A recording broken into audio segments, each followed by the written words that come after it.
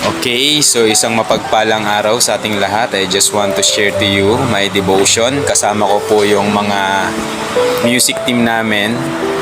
So dahil parehas kami ng nag-exhort ng devotion, so kunin ko na rin tong opportunity to share. Okay, so sabi sa Mark chapter 13, ako may kasama lang na 10, ikaw 11 lang eh. Mark chapter 13 verse 10 to 11, sabi dito, at sa lahat ng mga bansa ay kinakailangan munang maipangaral ang ebanghelyo. At pagka kayo'y dinala sa harap ng mga kapulungan at kayo'y ibigay, ay huwag kayong mga balisa kung ano ang inyong sasabihin. Datapwat ang ipagkaloob sa inyo sa oras na yaon ay sa inyong sabihin, sapagkat hindi kayo ang magsasalita kundi ang Espiritu Santo. So what's the context nung verse 10 and 11? Di ba ang konteksto nito, it's all about yung pagbabalik ng Panginoon. Kung ano yung mangyayari bago ang pagbabalik ng Panginoon. Nandito yung mga digmaan, lindol, paglabas ng mga bulaang propeta. Yan. Kaya dapat kapag mag-share kayo ng word, make it sure that you will give some insight about the context. Importante yon para alam ng tao na makikinig kung saan ba galing yung sinasabi nito. Kasi sometimes kapag yung 1 verse lang na yan, yung 11 lang na yan, yes, nandiyan na yan. Pero importante, bago sabihin yan, ano ba yung pinanggalingan? Kumbaga, ano ba yung pinaghugutan? Okay? So, my rema here is, do the will of God, season or out of season. Ibig sabihin, minsan kasi iniisip natin kapag siya ng gospel or gagawin natin yung kalooban ng Lord, parang we are dependent on our own knowledge. Sandali lang, hindi ako ready. Sandali lang, hindi ako handa. Pero ang sabi dito, huwag kayong mag-alinlangan. Kasi bakit? Ang banal na espiritu ang magsasalita patungkol sa inyo. Yun yung magpapatotoo. Ibig sabihin, we need to do the will of God season or out of season. Hindi kinakailangang saka na lang kapag nasa church na ako, saka na lang kapag ready na ako, saka na lang kapag nakapaghanda na ako. Sometimes kasi siguro nararanasan natin na ginagamit tayo ng Lord, no? Nararanasan natin na ginagamit tayo ng Lord na hindi tayo nagiging handa. For example, si Jason, pag naging pulis to, sandali lang, wala yung baril ko. Naka-duty ka, hindi mo dala yung baril mo. Di ba? Parang sa atin, magsi-cell group tayo pero hindi dala yung violet. Pupunta ka sa gera pero wala kang baril. Yan. So, ibig sabihin, gawin natin. Season or out of season, gawin natin yung kalooban ng Panginoon. Kasi bakit? Andyan yung Holy Spirit eh. Ang Diablo nga gumagawa season or out of season eh. Di ba? Marunong tumiming. So, syempre tayo din, kailangan marunong din tayong tumiming. So, yung reflection ko dito, sa talatang ito ay pinapaunawa na ang ebanghelyo ay kinakailangang maipangaral sa lahat ng mga bansa nang sa gayon ang lahat ay makarinig. Upang sa ating pagharap sa Panginoon ay wala tayong maidadahilan na anuman. Ipinauunawa rin dito na kung tayo ay haharap sa mga tao upang salitain ang mabuting balita, huwag nating alalahanin kung ano ang ating sasabihin sapagkat hindi tayo ang magsasalita sa oras na iyon kundi ang banal na Espiritu.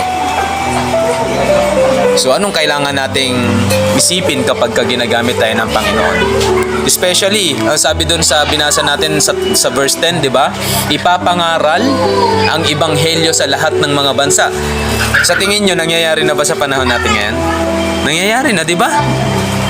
So, that's the part of the signs na yung pagbabalik ng Panginoon ay talagang nandiyan na. Siguro naman nararanasan nyo rin personally kung paano kayo nababattle, kung paano kayo yung dinadaya ng Diablo. Diba?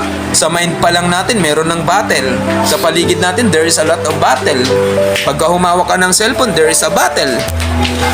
So, nakikita natin na ang Lord gumagawa ng kapamaran kasi we are now in kumbaga sa gera na talaga eh. Nasa gera na tayo.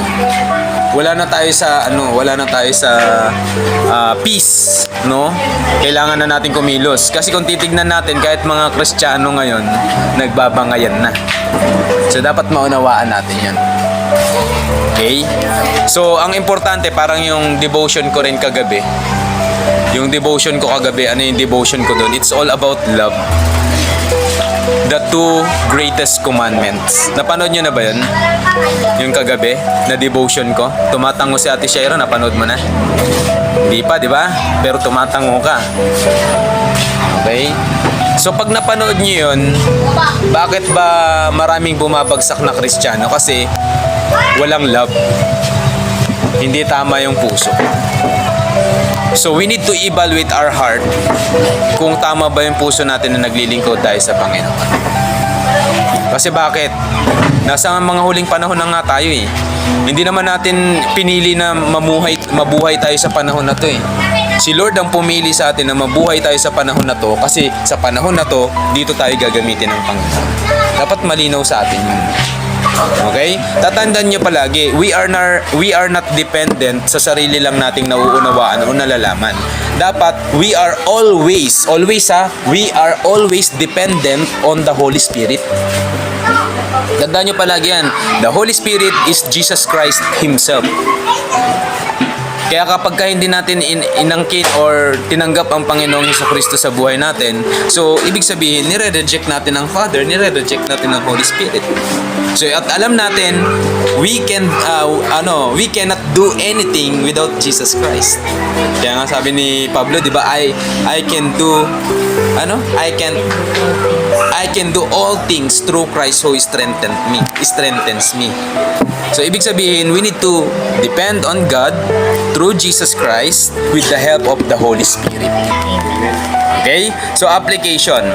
I will do everything na nakaka-glorify sa Diyos dahil alam kong hindi ako nag-iisa sa pagpapalaganap ng mabuting balita. Kasama ko ang Diyos. Diba? Bakit ang mga wicked people ang kakapal ng mukha nila? Diba? Sa social media, tapos sasabihin natin tayong mga Kristiyano walang ginagawa, samantalang yung mga wicked people post ng post sa TikTok, post ng post sa Facebook, post ng post sa Instagram, post ng post sa lahat ng application, pero yung mga Kristiyano nananatiling tahimik and the same time nagko-comply tayo sa mga pinopost nila. Napansin nyo? Tahimik ka sa social media mo, tahimik ka sa Facebook mo, tahimik ka sa TikTok mo, tahimik ka sa IG mo or Instagram mo, pero nanonood ka ng mga ginagawa ng mga wicked people. Totoong totoo. That's the thing. Tandaan nyo palagi yung sinasabi natin, evil persists because the good people keeping their silence. At kapag nananahimik ka, this is the deception. Kapag nananahimik ka, ibig sabihin nagko-comply ka sa mali. Do you get me? Kasi bakit? Totoo naman eh. Puputulin ko yung dulo ng daliri ko kung walang nagko-comply sa inyo. Diba, huwag niyo sabihin sa akin na hindi kayo nagko-comply kapag andyan may lumabas sa Facebook niyo na nakakatawa, mga gawa ng wicked people. Puputulin ko tong daliri ko kung wala sa inyo nagko-comply. How you can comply? Kapag ka pinapanood mo, kapag ka nakikitawa ka, kapag ka nagre-react ka, you are complying. Pero kapag ka words of God, anong ginagawa natin? Scroll down. Up. Pag mga words of up, scroll. Pero kapag ka mga wicked people yung nagpo-post, anong ginagawa natin? We are complying. That's why wicked people is the famous today in doing that thing. Pansin nyo? Ano ba yung nagiging viral sa Facebook? Ano nagiging viral sa Facebook? Diba yung mga wicked people? Yung mga walang kakwenta-kwenta? That's why ang daming reels, yun yung itrabaho ni Meta to distract us. Kaya ang ginagawa ko, every time I post, may devotion, everything I post. At kung makikita nyo, lahat ng pinopost ko, hindi laging masarap sa pakiramdam. It will destroy your ego. And sometimes, yung emotion mo maaapektuhan talaga kapag ka nagsishare ka. Okay? So we are now in the last days na dapat maunawaan natin na we need to stand, but with love. Kasi nga mahal natin ang mga tao eh. Kung totoo tayo nagmamahal, hindi dapat natin pinagtitakpan yung katotohanan. Kasi the truth will set us free. Tama? The truth will set us free. Ngayon, kung hindi natin sasabihin yung katotohanan, sino yung makakaunawa ng katotohanan? Nananahimik yung mga nakakaalam ng katotohanan. That's why the Romans 13 says, ang nakakaalam ng katotohanan o ang nakakaalam ng tama o nakakaalam ng mabuti at hindi ito ginagawa ay nagkakasala. Maraming Kristiyano ngayon nagkakasala dahil sa pananahimik at sa hindi paggawa ng alam nilang mabuti.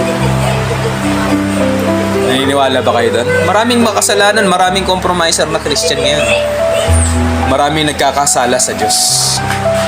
Yun yung totoo. Yan.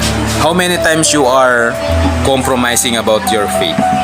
How many times you are compromising about the truth? Dahil natatakot kayo, natatakot kayo may persecute, kasi baka may masabi sila, duwag ka. Hindi pwedeng magmana sa kaharian ng langit ang mga taong una. Ano sabi doon? Duwag. Natakot kang may persecute? Natatakot kang may sabihin sa iyo yung mga tao sa paligid mo, yung mga friends mo, duwag ka. You are not telling the truth. Excuse me. Alam naman natin na telling the truth will lead to people to become free from all kinds of deception na galing sa enemy. Kasi ako naniniwala ako, if you are leading by the Holy Spirit, hindi ka niya patatahimikin. For example, may nireveal siya sa'yo, alam mo, hindi ka niya patatahimikin. Sino nakakaranas nun sa inyo? Diba? May nalalaman ka, may totoo kang nauunawaan, tapos nananatili kang tahimik. So, anong ibig mong sabihin dun? For example, may pinapatay dyan sa harapan mo. Sabihin na natin, hindi mo kakilala. Or kakilala mo, or one of your family, pinapatay dyan, anong gagawin mo? Titignan mo lang? Ito, literal yung patayan dito. Hindi nga lang patayan physical spiritual. Nakikita mo yung yung mahal mo sa buhay, yung kaibigan mo, yung kapitbahay mo, alam mong papunta sila sa impyerno, wala kang ginagawa. Diba, dapat maunamaan natin yung bagay niya. Na if we are true follower of Christ, dapat may ginagawa tayo. Don't be a compromiser Christian or compromising Christian. Dahil habang tayo ay nananahimik, habang tayo ay nagko-comply sa mga bagay na mali, mas maraming napapahamak. At ang worst scenario pa dito, pati tayo mapapahamak. Okay? Ito, hinarap sila Hinarap sila sa mga gobernador, sa mga matataas na tao. Sa atin nga, kapag sa totoo lang, picture mo nga lang, natatakot ka na mag-share Di ba? Ba't ka matatakot? Lalo kung binigyan ka, Cloud, ikaw mag-pray. Ikaw mag-pray. Di ba? Opportunity yun Ba't ka matatakot papunta na nga sa impyerno yung mga tao, matatakot ka pa, mahihiya ka pa. Parang nangyari kay Jason, yung mga katrabaho niya. Ang nag-create ng atmosphere, yung mga katrabaho niya, siya, tahimik lang siya. Good people Good person. Anong nangyari sa good person? Kapag ang tao, yung mga good person, yung mga wicked people, ano nangyayari sa mga wicked people? Mas lumalaganap sila kasi merong mga katulad ni Jason na good. Ni Cloud na good. Ni Ansay, ni Ate Shai, ni Ate Ruby. Ni Pastor Angelo, of course. Pero we are good, pero we are not, anong English ng duwag? Coward. Coward, yeah. Hindi tayo coward. Okay?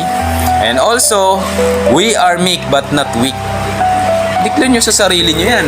Magkaiba ang word na meek sa weak. Ang weak mahina.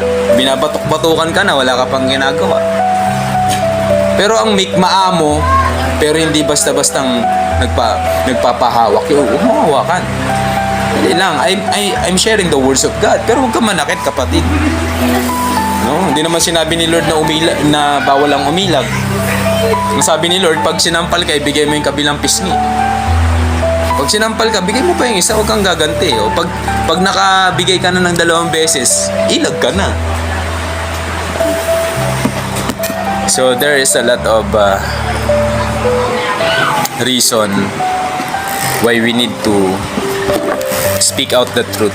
Nakakalungkot ngayon kapag nagpapalaganap ka ng katotohanan, maraming kontrabida at ang kontrabida pa madalas Kristiyano.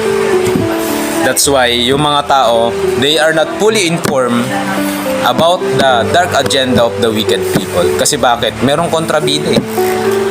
Ang masakit pa nito, ang kontrabida eh, mga kapwa mo pa mananampalataya eh. Kaya kapag lumala yung problema, pag-pray na lang natin. Naranasan niyo ba yun? Pag-pray na lang natin. Nung walang nag-stand, ano nangyari? Maraming churches ang nadaya sa vaccine. COVID-19 vaccine. Ang daming nadaya. And until now, ang dami nang namamatay, ang dami na nagkakaroon ng side effects. Anong nangyayari? In denial naman ngayon. Kahit alam na nila, di ba kapag ka alam mong may mali na sa ginawa mo, dapat magpatotoo ka na, warningan mo na yung people. Warningan mo na yung tao, may mali na nga eh, parang si Doc Willie Ong. Magaling na doktor. Anong sinisisi niya? Stress. Pero ang totoo, nakuha niya saan? Saan niya nakuha yung cancer niya? Sa vaccine. Okay? So, by the way mga kapatid, hanggang dito na lang po muna. God bless us all in Jesus' name.